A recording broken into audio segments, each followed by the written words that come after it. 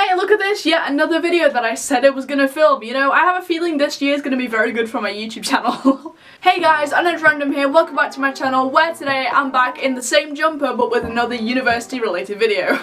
So if you guys watched my UCAS advice video where I gave you advice about your personal statement and the process of applying to UCAS and all that fun stuff, you will have heard me say that I was also going to do a video on portfolios for art-based subjects, and as you can see from the title, this is that video. So in this video I'm going to give you guys advice on how to choose what to put in your portfolio and how to present it on a budget.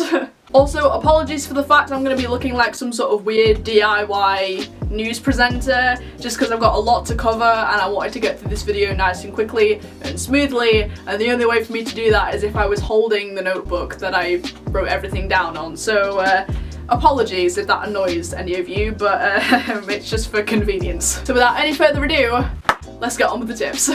So I wanted to start this video with what to include in your portfolio and how to choose your best work. So the first thing that I've written down here is include a lot of your strongest style, which is my first point. As you progressed throughout whatever course you're taking, whether that's arts or graphics like me, you should have somewhere along the line identified your strongest style or your strongest medium, where you create your strongest experiments or final pieces. So for me personally, it's line drawings. I love just sitting there with the graphics tablet going around pictures, mainly of buildings, which I found has just appeared in most of my strongest projects have often included buildings. So for me, I just sit there and go around pictures of buildings in different styles, and so the artists that I create my strongest experiments from have happened to be line drawings. So in my portfolio I included a lot of line drawings, just because they're my strongest technique. But on that same vein, your portfolio should include a variety of styles. Obviously you're going to include a lot of your strongest technique, but try and include other techniques as well that you like, that aren't necessarily your strongest, like your absolute concrete strongest style, but are also experiments that you were happy with. So that is kind of what you include in your main portfolio. But one other thing to take with you to university is your strongest sketchbook. So whatever project you feel was the strongest for you that you've done or that you're currently doing, you know, one of the sketchbooks that I took was one of my sketchbooks from my coursework. Unfortunately I wasn't able to take that to my final interview because I'd handed it in, but I took two sketchbooks with me that I felt were my strongest. Sketchbooks can also help in showing the people at the university how you develop work from an initial idea to your final pieces, which is a good thing to show them how you do that and that you're able to do that. So another important thing to include in what you take to a university is an example of a final piece. So a final piece is basically the final outcome of a project. So taking one of your strongest experiments and making it into a final product. So just to show an example, a little sneaky look into my portfolio, this is a placemat that I created as part of a food brief that I did at the end of my first year at sixth form. And I took this to universities with me because I included the original experiment of this piece in my main portfolio. So as soon as I got to that part, I went, and it looks better on this. So because it does actually look a little bit better on this placemat than it did printed off in my portfolio, and they were definitely impressed when I whipped this out at interviews. They were always like, oh, this is interesting to, you know, see a final piece.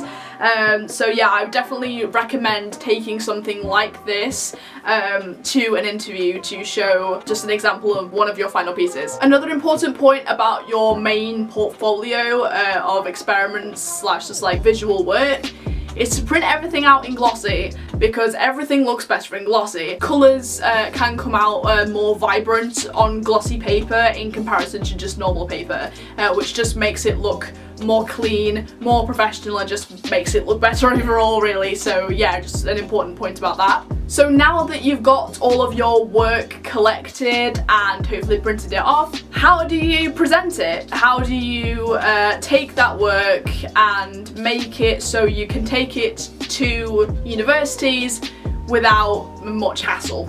Now, your college or sixth form, whatever, might recommend that you take a portfolio case, which looks like this. I'm going to insert a picture somewhere of what one of those looks like.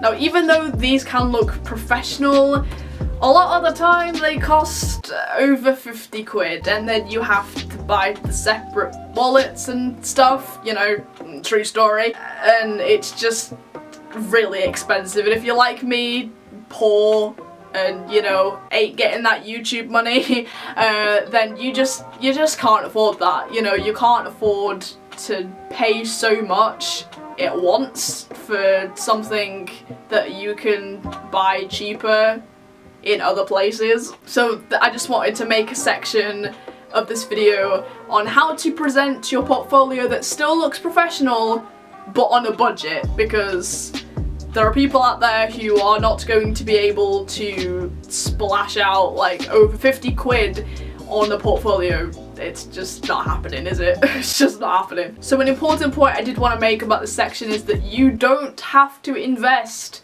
your entire life savings on a portfolio. You know, as long as you're not turning up with a plastic bag and a bunch of loose leaf paper, I think you'll be fine.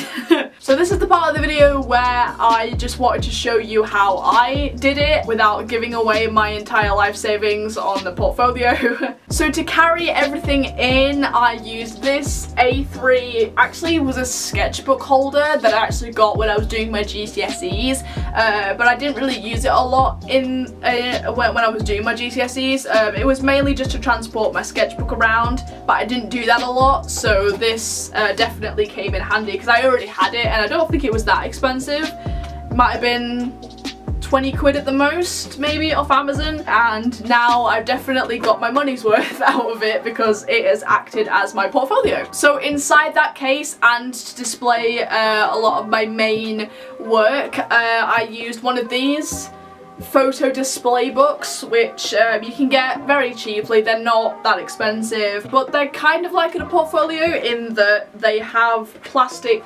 wallets. I'm exposing, see, this is some of the lime work I was talking about in the beginning of this video.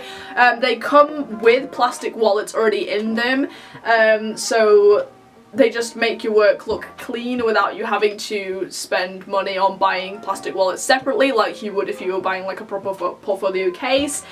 So it definitely saved me some money there, and like I said, I printed everything out on glossy and just put them all, I'm not showing you this very well, am I? So I just slotted all of the glossy pictures of my work into the wallets, and when I was at universities I could just, well, depending on how the interviews were structured, some took your portfolios in and then asked you questions about it, some let you take your portfolio yourself into the interview and let you talk through your work. It, like, some universities different, but it was definitely just easy. Just also I made like these oops, that's fallen out.